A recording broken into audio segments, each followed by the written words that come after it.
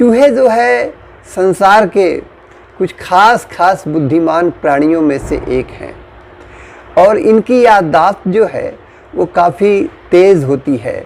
एक बार रास्ता देख लें तो फिर इनको कई दिनों तक वो रास्ता जो है याद रहता है।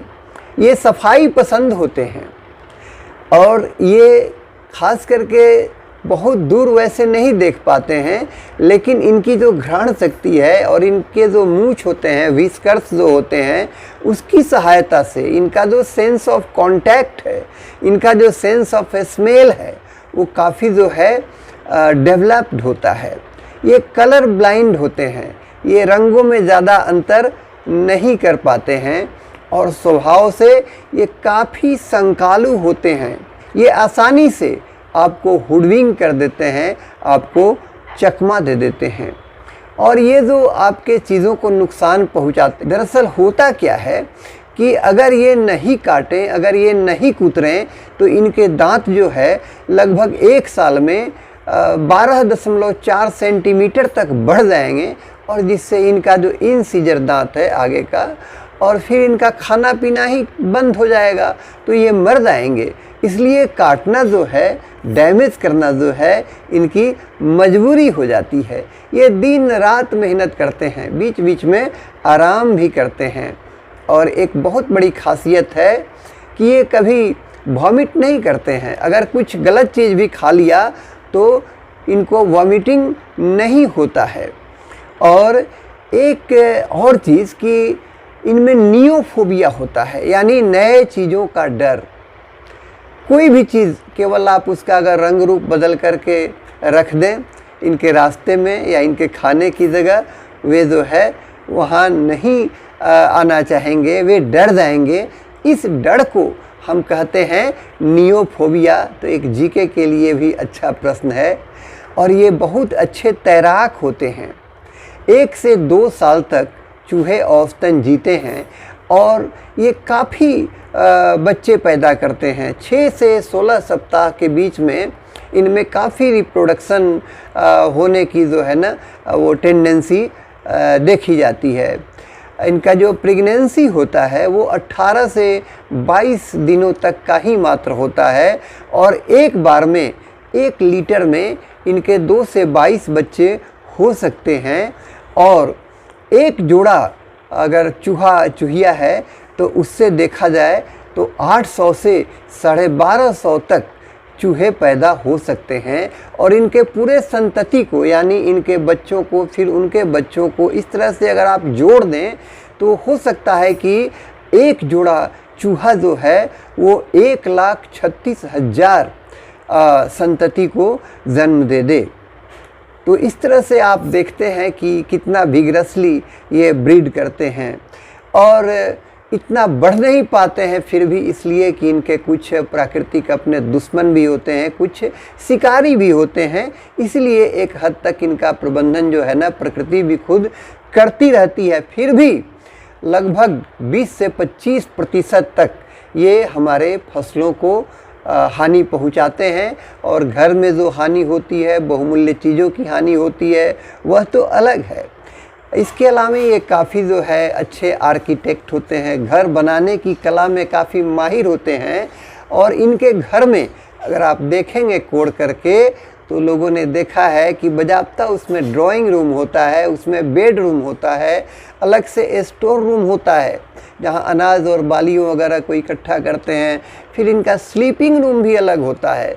ये सभी चीज़ों को लगभग खाते हैं, ओमनीवोरस होते हैं। लेकिन सबसे ज़्यादा इनको जो सीड्स वगैरह हैं, हार्ड जो ग्रेन्स वगैरह हैं, वे इनको ज़्यादा पसंद हैं। और एक खूबी है चूहे की, सुपरफेटिशन का मतलब ये हुआ कि अगर चूहा प्रेग्नेंट है उसके बाद दोबारे भी वो बिना बच्चा पैदा किए उसके पहले ही दोबारे उसी अवस्था में फिर प्रेगनेंसी इसकी हो सकती है और ये दोबारे तिबारे भी ऐसा हो सकता है। तो पहले तो आपको यह करना चाहिए कि जैसे खेत की बात हम करें तो जितने जीवित बिल हैं उनकी आप पहचान करें और जीवित बिलों के पहचान के लिए आप पहले शाम को खेत में जाएं और देख लें कि पहले से जो बिल हैं उस सब को आप जो है गीली मिट्टी से बंद कर दें। फिर जब आप अगले दिन जाते हैं तो देखते हैं कि कुछ नए बिल दिखाई पड़ रहे हैं।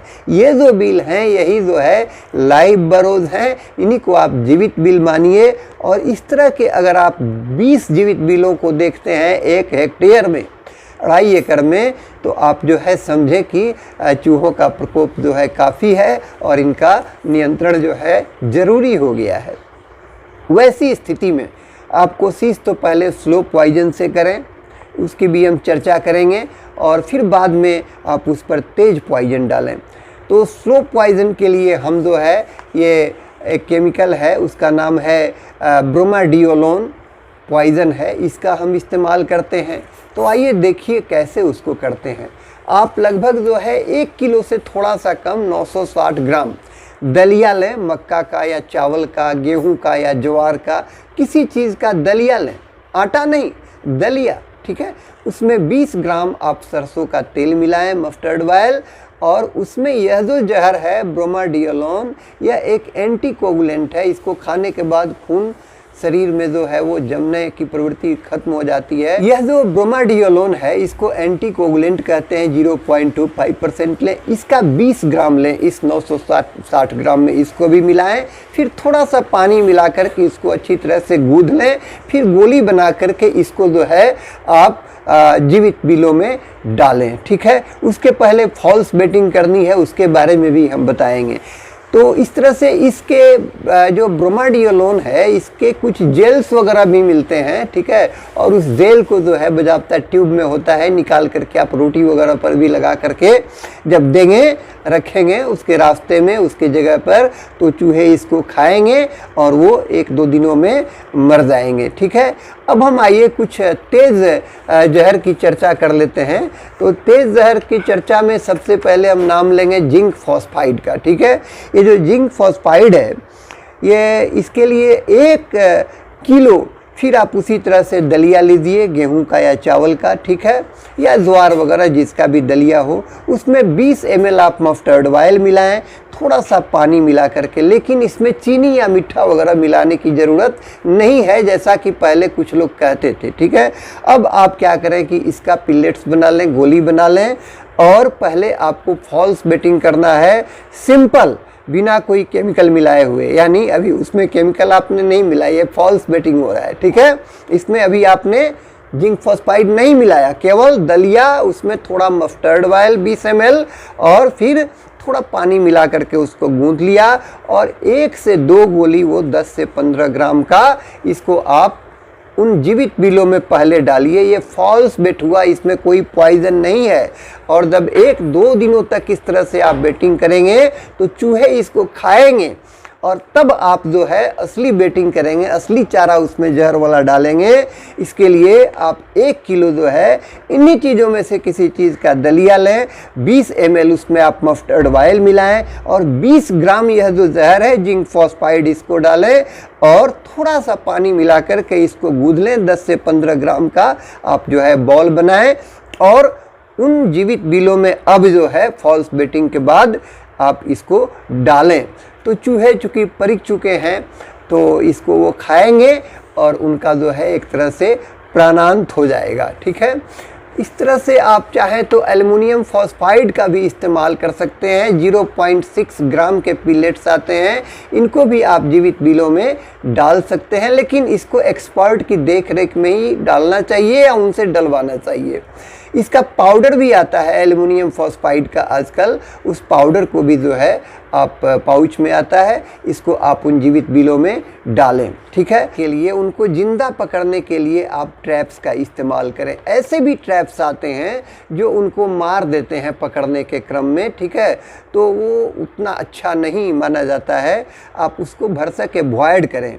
और हाल ही में मैंने पढ़ा है कि जो ग्लू ट्रैप आता था, ठीक है, जिसमें चूहा सट करके मर जाता था, तो वो ग्लू ट्रैप जो है उस पर तो गुजरात सरकार ने पाबंदी भी लगा दिया है, और पेटा के इनिशिएटिव पर ऐसा हुआ है।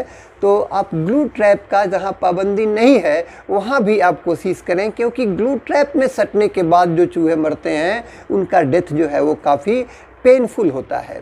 इसके अलावा आप बर्ड पर्चर लगाएं, उल्लू के लिए बैठका वगैरह लगाएं, सांप वगैरह को भी आप जो है सो यूं ही नहीं मारें। तो इस तरह से क्या होगा कि नेचुरली जो इनको प्रीडेट करने वाले हैं वो रहेंगे। ठीक है, अब आइए हम कुछ देसी तकनीक की चर्चा कर लेते हैं, जैसा कि हम हमेशा करते आए हैं। एक तकनीक तो ये है कि ग्लाइरिसीडिया आजकल एक पौधा जो है काफ़ी पॉपुलर हो रहा है। ये जो ग्लाइरिसीडिया देखने में तो लगेगा कि आपको जैसे करी पत्ता का कोई प्लांट है, लेकिन दरअसल ये करी पत्ता नहीं है।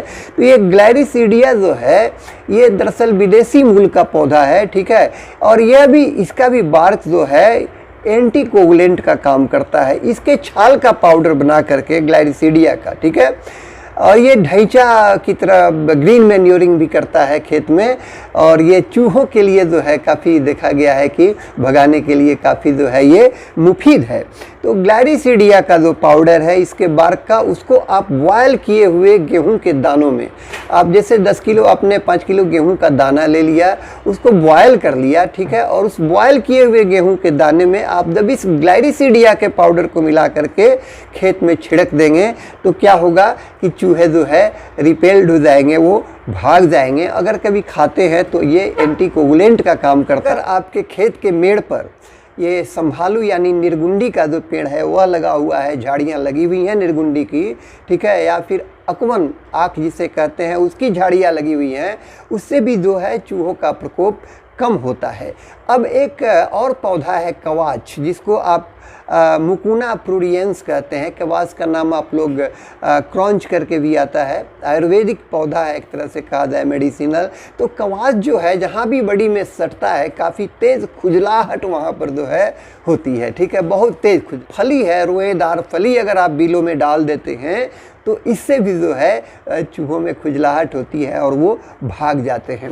एक और पौधा आपने सुना होगा रतनजोत का, जिसे बायोडीजल प्लांट भी कहते हैं। इसके बारे में भी मैंने पढ़ा है कि अगर आप इसका भी 10 से 12 इंच का जो है डंठल बिलों में डाल दें, उन जीवित बिलों में, तो इससे भी जो है चूहे भाग जाते हैं। और इस कोशिश करें कि केमिकल पे अपनी निर्भरता जो है वो बहुत नहीं बढ़ाएं। आशा करते हैं कि यह सेशन आपको अच्छा लगा होगा, और वंस अगेन कोशिश करें कि जो है हम लाइव कैच का इस्तेमाल करें, चूहों को जो है हम ग्लू ट्रैप से नहीं मारें। Thank you.